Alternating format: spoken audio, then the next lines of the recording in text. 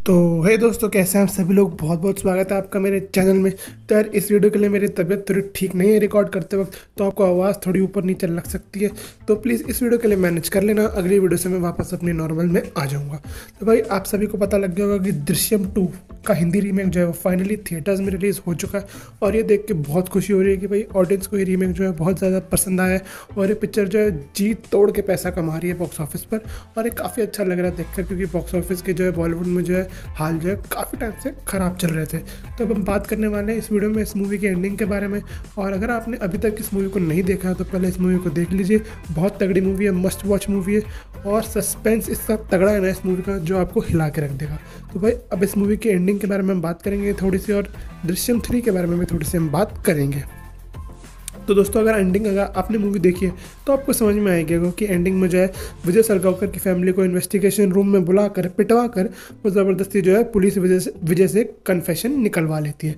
लेकिन कन्फेशन में भी विजय एक खेल कर जाता है। वो सारा ब्लेम जो है अपने ऊपर ले लेता है और बोलता है कि मैंने ही उस लड़के को गलती से सरिया मार दिया था। मैं उसकी पीठ में मारना चाहता था, लेकिन वो झुक गया तो मैंने उसके सर पर सरिया मार दिया और उस लड़के की मौत हो गई। इसलिए मैंने जो है मतलब वो लाश वाश गाड़ दी है। सब तो कहानी आपको पता ही है। उसके बाद असली खेल ये होता है कि विजय को जो है उसके ट्रायल के लिए कोर्ट ले जाया जाता है। और ये जब खबर जो है टीवी में आ रही होती है तो ये खबर मुराद अली देख लेते हैं। तो मुराद अली कौन? मुराद अली वही है जो हमें स्टार्टिंग में दिखाए गए थे पिक्चर के, जो विजय के साथ मिलकर पिक्चर बना रहे थे और वो इस पिक्चर के राइटर भी थे। तो जब ये सब हो रहा होता है तो मुराद अली को कुछ शक होता है और मुराद अली जाता है अक्षय खन्ना और तब्बू के पास विजय सरगावकर से रिलेटेड कुछ बात करने, और ऐसी वैसी बात नहीं, बहुत ही ज़रूरी बात करने इस केस को लेकर। तब तक अक्षय खन्ना और तब्बू को लग रहा होता है कि भाई वो केस जीत चुके हैं। लेकिन जब मुराद आके अपनी कहानी बताना शुरू करता है, वहाँ से सारा खेल शुरू होता है। उसके बाद हम साइड बाय साइड देखते हैं कि भाई विजय का ट्रायल भी चल रहा है, जहाँ पे वो अपने आप को नॉट गिल्टी प्रूफ कर देता है और बोलता है कि ये जो कन्फेशन है मुझे पुलिस ने टॉर्चर करके निकलवाया है। उसके बाद मेन ट्विस्ट जो है अब से शुरू होता है, जहां मुराद अपनी कहानी बताता है कि मैं विजय से पहली बार 2016 में मिला था, जहां मुझे वो अपनी कहानी बताने आया था। और उसने अपना नाम विजय गोडबोले बताया था, विजय सरगावकर ना बता के। क्योंकि उसे, मेरे हिसाब से उसने ऐसा इसलिए किया क्योंकि हो सकता है अगर वो अपना नाम विजय सरगावकर बताता तो उसका नाम इतना फेमस था उस केस की वजह से कि मुराद को याद आ जाता कि भाई इसने तो ऐसा ऐसा किया था। इसलिए सेफ्टी पर्पसेस के लिए उसने अपना नाम विजय गोडबोले बताया। और फिर मुराद बताता है कि विजय मेरे पास एक पिक्चर की कहानी लेके आया था, जो उसने मुझे कहा था कि मैं अगर आपके पास 15 मिनट हो तो मैं आपको सुनाना चाहता हूँ। तो विजय फिर अपनी कहानी सुनाना शुरू करता है। और भाई, जब वो अपनी कहानी सुनाता है तब हमें पता लगता है कि भाई वो कहानी और कोई नहीं बल्कि विजय की खुद की अपनी कहानी है। जो केस हुआ था वो विजय उस कहानी को एक फिल्म में डाल रहा है। और बस उसने थोड़े बहुत चेंजेस ये किए हैं कि उसने पुलिस स्टेशन की जगह एक कंस्ट्रक्शन बिल्डिंग डाल दी है और पुलिस वालों की जगह एक बहुत बड़े बिल्डर का बेटा डाल दिया है। और वजह जो कहानी मुराद अली को सुनाता है उसके एंड में यही होता है कि जो अपना हीरो होता है वो पकड़ा जाता है। मतलब वो सारा कन्फेशन जो है अपने नाम पे ले लेता है, सारा इल्ज़ाम अपने सर पे ले लेता है और अपनी फैमिली को बचा लेता है। और अगर आप नोटिस करें तो ये सारी वही चीज़ें होती हैं जो अभी इस वक्त विजय सरगावकर के साथ हो रही होती हैं। वो भी अपना सारा ब्लेम, जो मतलब अपनी बेटी का सारा ब्लेम अपने सर पे ले चुका होता है और जेल जाने की कगार पे होता है। लेकिन मुराद अली फिर बताता है कि विजय ने एक दिन आके उससे बोला कि यार ऐसी एंडिंग जो है पब्लिक को पसंद नहीं आती, जिसमें एंड में हीरो हार जाता है और जेल चला जाता है। तो वो दोनों मिलकर क्या करते हैं, कुछ नई एंडिंग्स पे काम करना शुरू करते हैं और एट द एंड एक नई एंडिंग के कंक्लूजन पे आके पहुँचते हैं। और अगर आपने मूवी देखी है तो हमें ये भी बताया गया था कि विजय ने जो है कॉपीराइट से बचाने के लिए अपनी मूवी को एक बुक भी छपवाई थी। उसकी थोड़ी बहुत कॉपीज़ जो है इधर उधर किसी बुक स्टोर्स में थी, और उसी बुक का इस्तेमाल करके अब विजय पुलिस से भी बचता है। कैसे? वो ऐसे बचता है कि वो आर्गुमेंट पेश करती है विजय की लॉयर कि ये जो पूरी पुलिस की कहानी है ये सारी मनगढ़ंत है और ये इन्होंने एक बुक से चुराई है जिसका नाम दृश्यम है। और भाई मुराद अली बताता है कि ये जो बुक है ये मुराद के नाम पे है, विजय के नाम पे नहीं है। बिल्स जो है उसके पैसे विजय ने दिए, लेकिन बिल्स भी मुराद के नाम पे ही हैं। तो उस बुक का इस्तेमाल करके सबसे पहले तो विजय बच जाता है, और उसके बाद वो सारा प्लान कैसे मतलब रचता है वो भी हमें एंड में पता लगता है, जब हमें एक और ट्विस्ट फेंक के मारा जाता है हमारे फेस पे कि वो जो बॉडी मिली है पुलिस स्टेशन के नीचे वो सैम की है ही नहीं। और भाई, ये एक और ट्विस्ट जो है ऑडियंस के लिए सबसे बड़ा होता है कि वो अगर वो बॉडी सैम की नहीं है तो फिर किसकी है।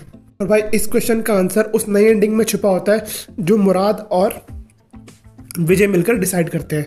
तो मुराद अपनी नई एंडिंग बताना शुरू करता है, जहाँ पे जो है हीरो को पता था कि एक ना एक दिन जो है बॉडी जो है पुलिस को मिल जाएगी और वो लोग फंस सकते हैं।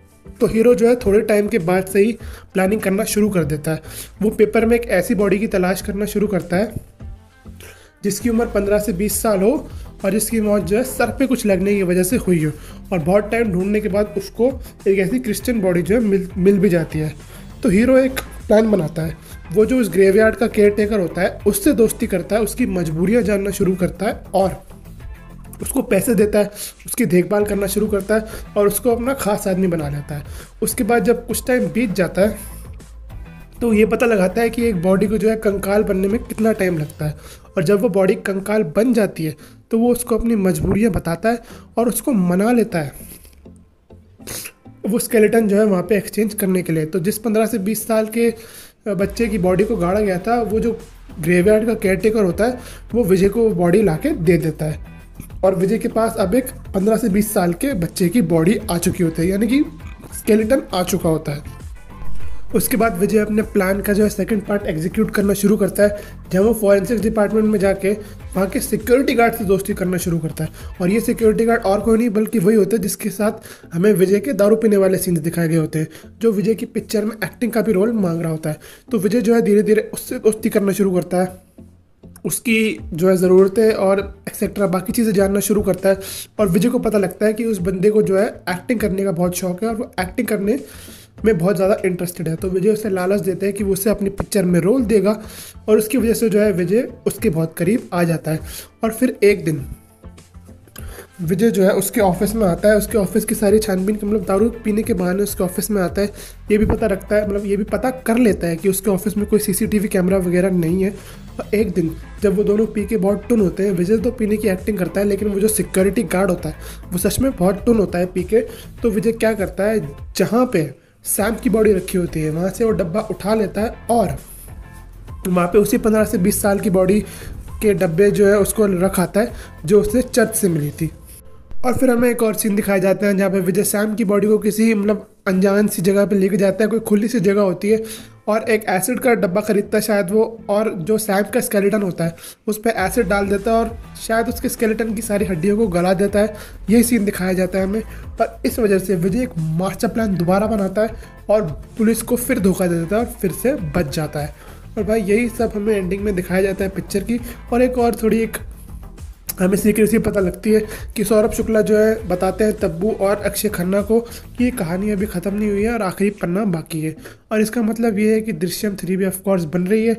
और इस बात की 100% कन्फर्मेशन इस बात से हो जाती है कि जो मलयालम वाली ओरिजिनल दृश्यम है उसका जो है थर्ड पार्ट ऑफिशियली अनाउंस कर दिया गया है, उसका पोस्टर भी आ चुका है और आप अपनी स्क्रीन पे अभी वो पोस्टर देख रहे हैं। इसका टाइटल दी कंक्लूजन लिखा है, तो ये दृश्यम ट्रिलॉजी का आखिरी पार्ट है। और भाई इसको एज अ स्टार्टिंग में ट्रिलॉजी बनाया गया होगा या फिर नहीं ये तो मुझे नहीं पता, लेकिन one of the finest trilogy of Indian cinema जो है ये प्रूव होती जा रही है। क्योंकि दृश्यम 1 अगर आपने देखी हो तो वो भी एक फैंटास्टिक फिल्म थी, दृश्यम 2 भी उसके लेवल को मैच करती है और क्लाइमैक्स के सस्पेंस में तो उससे भी ऊपर चली जाती है। तो ऑल एंड ऑल यही मेजर इवेंट्स होते हैं दृश्यम 2 के क्लाइमैक्स और एंडिंग में। तो अगर आपको कुछ और सवाल हो तो आप कमेंट्स में छोड़ते जा सकते हैं और कुछ और अपने तरीके से बताना चाहते हो कमेंट्स में वो भी बता सकते हैं। बाकी 1000 सब्सक्राइबर होने के भाई मैं बहुत करीब हूँ, तो अगर आप चैनल को सब्सक्राइब कर देंगे तो मेरी बहुत ज़्यादा हेल्प हो जाएगी। बाकी मैं वीडियोज़ को इम्प्रूव करता रहूँगा आगे और मैं मिलूँगा किसी और वीडियो में किसी और टॉपिक के साथ। तब तक के लिए थैंक्स फॉर वॉचिंग। भाई सब्सक्राइब करके ज़रूर जाना।